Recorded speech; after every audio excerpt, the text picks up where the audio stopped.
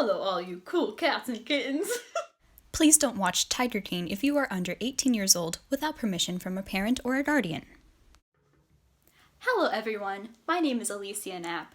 I'm a music education major at the University of Oregon in Eugene, Oregon. Today we will be talking about sight reading. I will give you some tips how you can continue your growth in sight reading, even though we are not meeting in person for choir. My first tip for you is to sing songs you are very familiar with, like Mary Had a Little Lamb, and see if you can try to figure out the solfege syllables for those, like Mary had a little lamb, mi, re, do, re, mi, mi, mi. You can also try to figure out the solfege for any other songs you regularly listen to on the radio, YouTube, or whatever music app you use. You can also try to figure out the rhythm for these songs that you're really familiar with, because both the pitches and the rhythm is very important when you're sight reading. For example, Mary had a little lamb. The rhythm would be 1 and 2 and 3 and 4, and so on. My second tip is to become very familiar with the elements that create sheet music. You can do this by copying exactly what you see on a segment of the score. For this exercise, you can also pick out songs you're familiar with. I have this really cool book, Ukulele Fake Book, over 400 songs to strum and sing. Melody, lyrics, chords, yeah, it's pretty cool. I chose, as an example, Amazing Grace. Most people are familiar with that song. First, I'm going to write down the title, just for fun. And I noticed that in this video, you can kind of see the light hitting a cat hair on my marker, so that's fun too.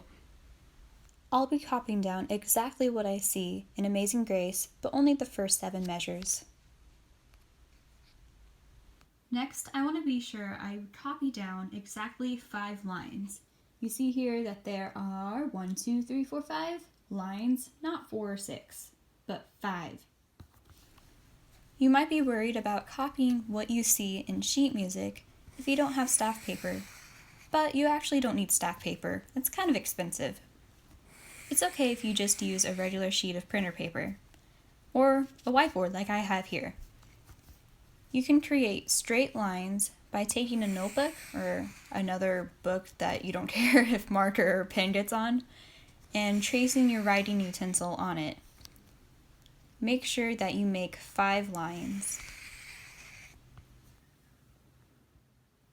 Next, you want to make sure that you copy down the correct clef. As you can see here in Amazing Grace, we have a treble clef. So we're going to copy that down right here. It's got a little messy here. Whatever.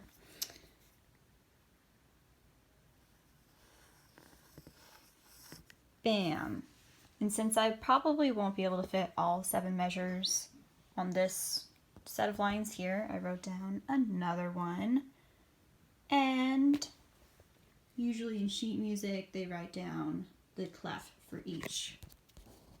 Yeah, as you can tell. So I'm going to write down another treble clef. Oh, that one's not as cool looking as that one. Oh well. Next, I'm going to write in the bar lines. So my example starts with a pickup. So I'll leave enough room right here just for 1 note. And I'm only doing 7 measures. So let's do that now. Oh, come on, focus. Okay, so that's the pickup. E. Oh, this is hard to do. I'm recording. Bam. Bam. So we have 1. Here, let's write that down. 1, 2, 3, 4. Doing a whiteboard might be a struggle if you're left-handed because you might erase it with your hand. So we have 1, 2, 3, 4, 5, 6, 7. Bam-a-lam. Then you will copy down the correct key signature. Amazing Grace is in F major, which has 1 flat. In this video, I'm sure to put that flat sign on the third line. In your example, be sure to put the correct number of sharps or flats on the correct lines and spaces. Next, we want to copy down the time signature. Amazing Grace is in 3/4. So I'll be sure to copy that down in my example. As you can see, they only write down the time signature in the first set of lines. So that's what I'm going to do.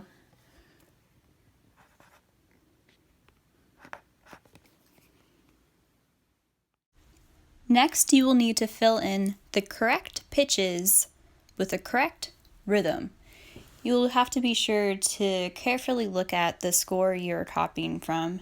And yes, I do realize that my hair is in this video and I apologize for that. Then you want to put down the key signature. So I'm going to write down F major. I also want to add the solfege syllables. So I'll put solfege, S-O-L-F-E-G-E. And it begins on so, do, mi, re, do, la, so. Then we have the other line to do. Solfege, S-O-L-F-E-G-E. Well, that's a little big. You write it a little bit smaller. S-O-L-F-E-G-E. You get points for being neat. Do, mi, re, so. Bam. Finally, we'll add the rhythm. We'll label that R-H-Y-T-H-N. That is such a hard word to spell. And Amazing Grace begins on a pickup, so 3, 1, 2, 3, and 1, 2, 3, 1, 2, 3, 1, 2, 3, 1, 2, 3, and 1, 2, 3, 1, 2, 3. Oh no! We'll put the rhythm down there. And this is the final product. I made sure to fix my rhythm. So, first I wrote down the title. You don't have to do that. It's just for fun. And then I put down the correct number of lines. You can do 4 to 8 measures of a piece. You'll copy down. I chose to do 7, so I had to do 2 sets of lines, as you can see. Then I copied down the correct clef. Then I think I did the measure lines. You can also label your measure numbers. I find that helps me a lot in case I get lost. Then I made sure to put down the correct key signature, then the time signature. Then I filled in the correct pitches with the correct rhythms, and then I wrote down in words the key signature. Then I wrote down solfege syllables, as you can see here, for both sets of lines, and rhythm. I hope these tips help you grow as a sight reader. This is my cat. Her name is Minnie. Oh. But most importantly, stay safe.